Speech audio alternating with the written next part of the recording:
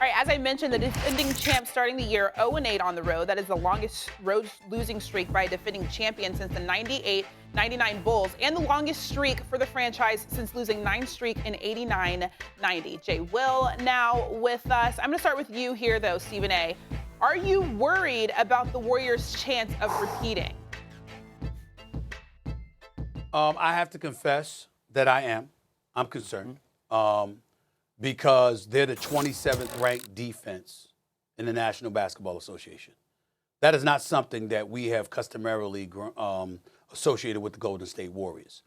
What we have to, I think in this moment, we have to appreciate the fact that all of these years we've been talking about the greatness of the Splash Brothers and their shooting prowess and how potent this team was offensively. You know, even though we would mention it, we didn't give the due appreciation they deserve to what they did defensively. And now it's chickens coming home to roost, because let me tell you something, they can't stop a cold.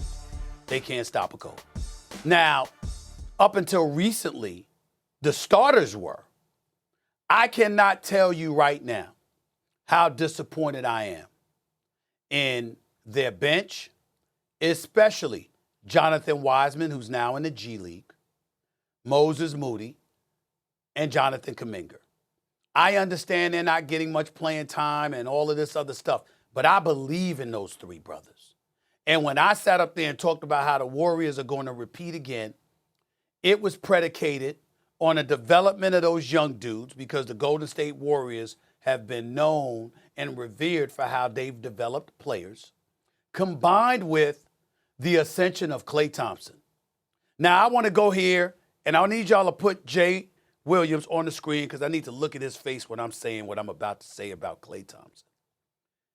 I have been on the record. Klay Thompson is one of the top 5 shooters of all time. He is a 4-time champion now. He is a future Hall of Famer, first ballot. He's had a spectacular career. Obviously, I'm saying all of this before his injury. Last year, he comes back. He's not nearly 100%. And he comes back, and even though he's not shooting great, had big moments, made some big shots, particularly in the postseason, and obviously made a valid contribution to their 4th championship. No problem with that. I was very disturbed at what I can only classify as a complete overreaction by Klay Thompson because of what Charles Barkley said a few weeks ago when Devin Booker was giving it to him and he got ejected.